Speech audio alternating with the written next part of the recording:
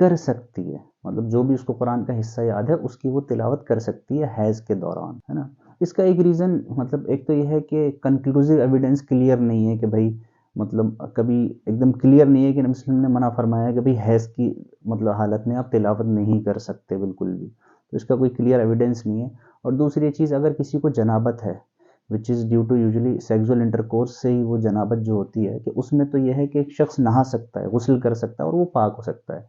लेकिन हैज़ क्या रहता है कि वो 5 दिन रहता है या जो भी है कुछ वक्त के लिए रहता है, तो उसमें वो गुस्ल भी नहीं करके पाक नहीं हो सकते, यानी कि गुस्ल से भी पाक नहीं हो सकते, वो तो रहेगी ही। तो उस कंडीशन में जैसे कि बाज़ जो औरतें इल्म हासिल करना चाहती हैं या हिफ्ज़ करना चाहती हैं, कुरान को याद करना चाहती हैं, तो उनका एक वो टूट भी जाता है कि भाई उनकी जो तिलावत है वो टूट जाती है उससे, तो उसमें उन्हें दिक्कत आती है। तो इसलिए ये ओपिनियन इस रिगार्ड में ज़्यादा बेहतर है कि भाई वो याद से तिलावत कर सकती है अपनी याददाश्त से। और अगर मोबाइल है आज के दौरान में, इस पे ये मुसहफ़ को छूने वाला भी रूल अप्लाई नहीं होता। अगर किसी के पास फ़ोन है, फ़ोन में वो डिजिटल कॉपी हो गई, तो उस पर वो उसको देख के भी तिलावत कर सकती हैं।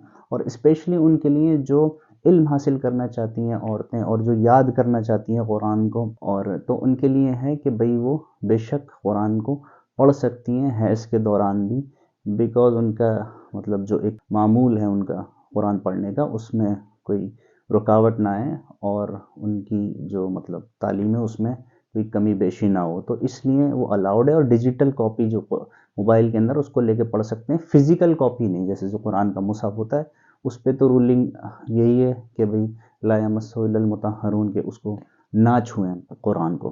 तो औरतें जो है हैज़ के दौरान बिल्कुल तिलावत कर सकती हैं जो उन्हें याद है बिना देखे, और फिज़िकल मतलब जो डिजिटल मोबाइल के अंदर है उसको देख के भी कर सकती हैं। उम्मीद है बात समझ में आएगी। वमा अलैना इल्लल बलागुल मुबीन।